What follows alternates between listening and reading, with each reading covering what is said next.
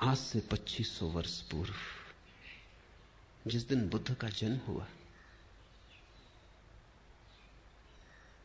घर में उत्सव मनाया जाता था। सम्राट के घर बेटा पैदा हुआ था, पूरी राजधानी सजी थी।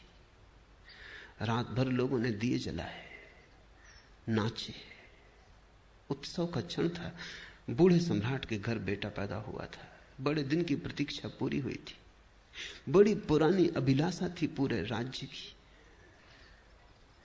मालिक बूढ़ा होता जाता था और नए मालिक की कोई खबर न थी।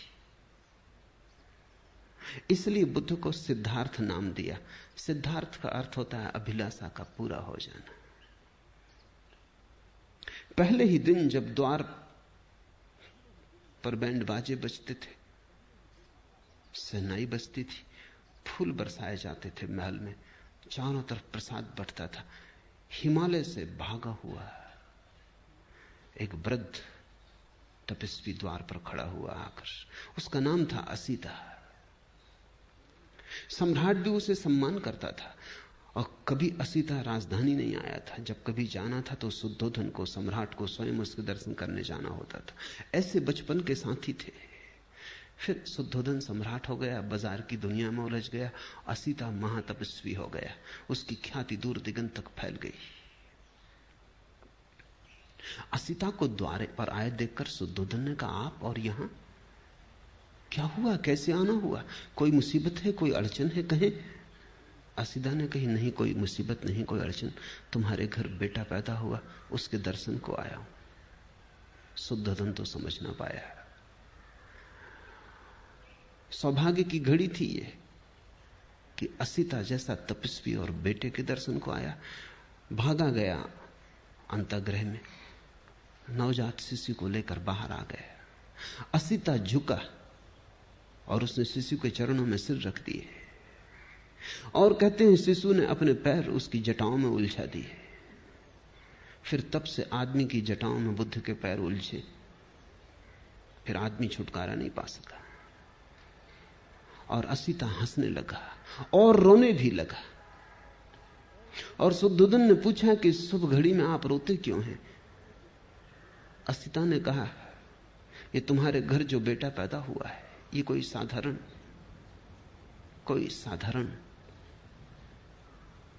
आत्मा नहीं, असाधारण है। कई सदियां बीत जाती, ये तुम्हारे लिए ही सिद्धार्थ नहीं है, ये अनंत अनंत लोगों के लिए सिद्धार्थ है। अनेकों की अभिलाषाएं इससे पूरी होंगी।